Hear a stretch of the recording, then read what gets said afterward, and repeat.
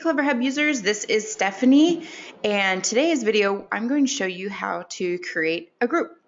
The reason that we create groups is so that we can segment our list, and I'm sure I don't have to tell you why it's important to segment our list, but it is because you don't want to have a group that just has all of your contacts in it. You want to be able to finely tune your marketing automation, and the only way you can do that is to create groups that have something in common, whether it's the people in there you met at a networking group or they have something that they are struggling with or need that you can target them with certain messages. So for instance, with Chic CEO, my company that helps female entrepreneurs, I have a group for just specifically for mompreneurs because I don't want to be talking to everybody about juggling family and business if it doesn't apply to you. But if I wanted to send out a group newsletter that just had to do with female entrepreneurship, then I can send it out to the mass list. So try and segment out your groups as finely as possible, as finely as you can in the beginning, because it'll make life easier for you later on. So when you get your account, you'll see this is a dummy account. I just set it up. It has no data in it. This contact here is me, and I'm going to show you how to set up a group, and then we're going to put some people into it. So when you get your account, again, this is the first thing that'll pop up. And then if we want to create a new group, we click this little gearbox.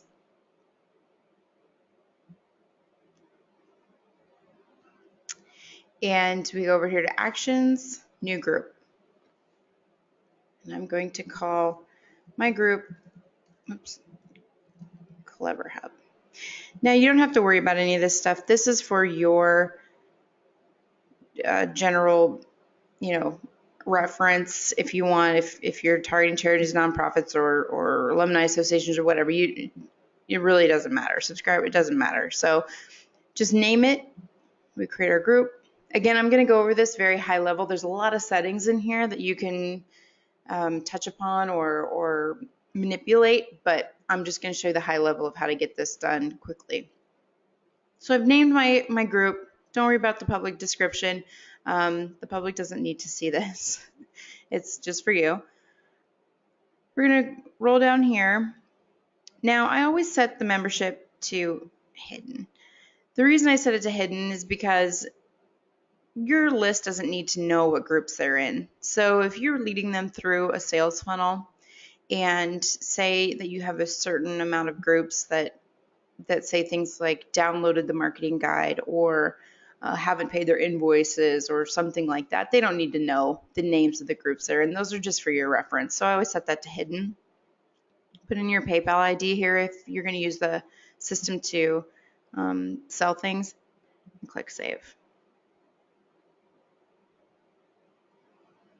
Okay, now we're going to go to email options.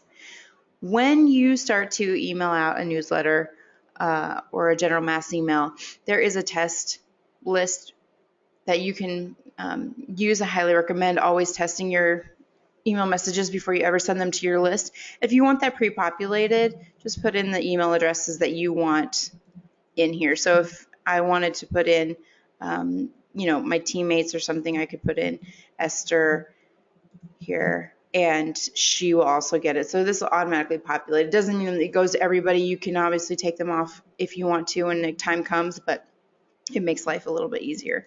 You want to put in your name here and your email address and your physical address.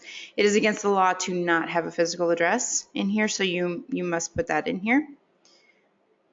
And then we are going to just click Save. Again, I wouldn't worry about any of this stuff right now. You can dig into that later. Event options. This is for if you're using the system to create events for you, which I highly recommend that you do. These are some of the settings that you're going to use for that. Other than that, you really don't need to do any more than this to create a group. If you wanted to create some custom fields within sign-up forms, this is where you do it. We'll come back to that at another time, but just for your reference. Okay, we're going to save all of our changes, and now we have a new group. And you can see here I have 2 groups. Again, you can create as many as you like. One of the cool things about Clever Hub is that if I wanted to create a new group, I don't have to go through all of this again. I can actually say I had Clever Hub users in California that I wanted to talk to. So I say Clever Hub in California. I can actually have the same group settings as the setup I just did, which is nice.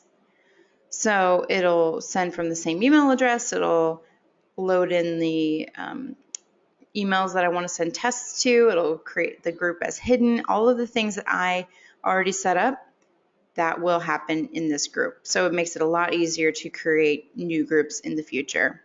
All right, I hope that helps. And as always, if you don't have a Clever Hub account yet, feel free to sign up and get a trial and then follow along with some of these tutorials.